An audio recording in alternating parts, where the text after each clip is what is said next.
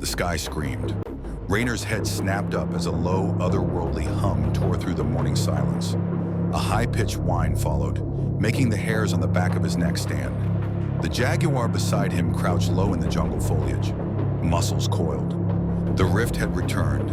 A jagged wound tore through the sky, pulsing with unnatural energy. From its depths emerged two ships, ugly, alien, and bristling with malevolence. One was small and agile, a fighter with an angular silhouette like a predatory insect. The other, larger and grotesque, was a personnel carrier wrapped in biomechanical plating, twitching with protruding AI tendrils and gunmetal limbs. Both glowed with eerie red pulses, the unmistakable signature of enemy tech. Rayner's breath caught in his throat. He knew those ships. The fighter screamed ahead, but a sudden explosion burst from its side. Its stabilizers failed. The ship spiraled down, shrieking like a banshee, and crashed violently into the dense jungle canopy, sending birds screeching skyward. The personnel carrier, more stable, coasted and landed miles away in a controlled descent. Rayner didn't wait. This was no coincidence. They were hunting him. The jaguar nudged him, a deep rumble in its throat. Without a word, they moved through the undergrowth like shadows. Smoke curled into the sky where the fighter had gone down.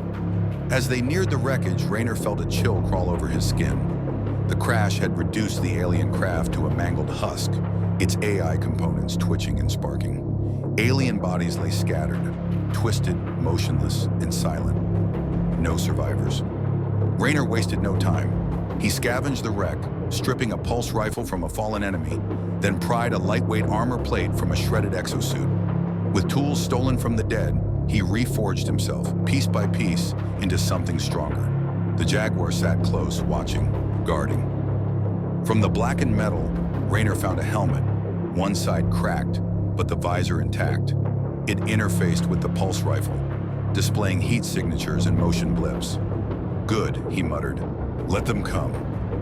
He also salvaged several rations from the emergency supplies, glowing nutrient cubes sealed in vacuum cases. They smelled awful, but were packed with calories.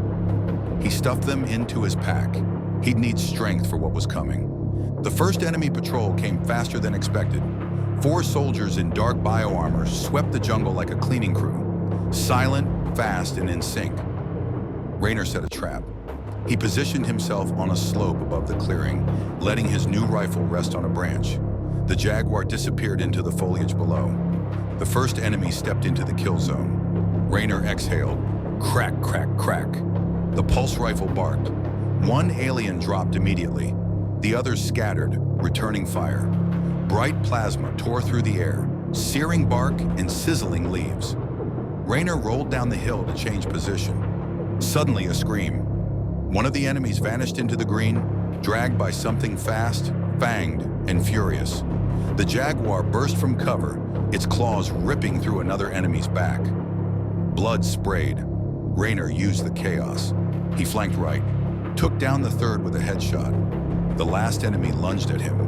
Rayner fired, but the rifle clicked. Dead. The alien raised its plasma blade. Roar!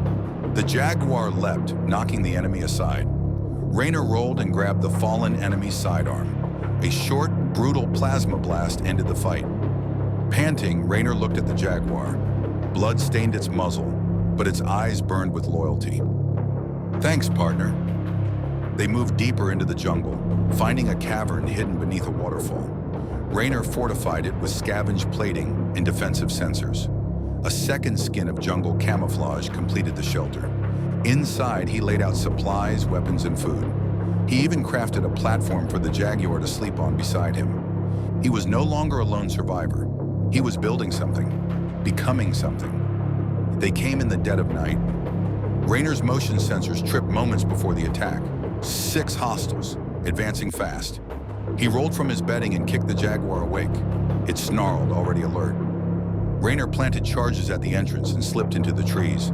The enemy breached. Boom! 2 down. Screams echoed. Rayner fired from the left flank. The rifle bucked. 3 more enemies fell, torn apart by precise bursts. The last one closed the distance fast. Some kind of AI-augmented melee unit. It tackled Rayner hard, slamming him into a rock. Pain, dizziness. The rifle skittered away. The enemy raised a monoblade. A blur of fur and fury smashed into it from the side. The jaguar ripped at the attacker's throat. Metal and flesh tore apart. Rayner crawled to a fallen enemy and grabbed a grenade. The jaguar leapt clear. Thunk. Boom. Silence returned. He staggered to his feet, looked at his bloodied companion. "You're insane," he whispered, half laughing. It licked its paw. By morning, it wasn't over. The alien sky shimmered again. This time not with fire or thunder, but the rhythmic beat of boots and heavy mech legs. A new patrol, not from Rayner's old pursuers. This one was local, armored in organic plating, their bodies a fusion of humanoid and machine. Advanced, coordinated. Rayner saw them through his helmet feed, at least 10, fanning through the jungle. Even the jaguar's ears flattened. It backed up, low and tense. "We can't take them," Rayner whispered. He triggered the shelter's fail-safe, thermal core meltdown in 30 seconds. They vanished into the jungle as the explosion lit the morning sky. Plasma shots followed. Trees splintered. The jaguar zigzagged. Rayner dove, crawled, climbed. It was chaos. He didn't fire back. Not this time. They ran, evaded, disappeared. Somewhere deeper in the alien jungle, hidden in mist and shadow, Rayner and the jaguar lay low. The patrols searched. They found scorch marks, blood, and wreckage. But not Rayner. He wasn't just surviving anymore. He was adapting. Let them keep hunting. Let them bring their machines, their AI, their patrols. Rayner had the wild on his side, the jungle, the beast. He had the will to win. He was becoming the threat they hadn't planned for,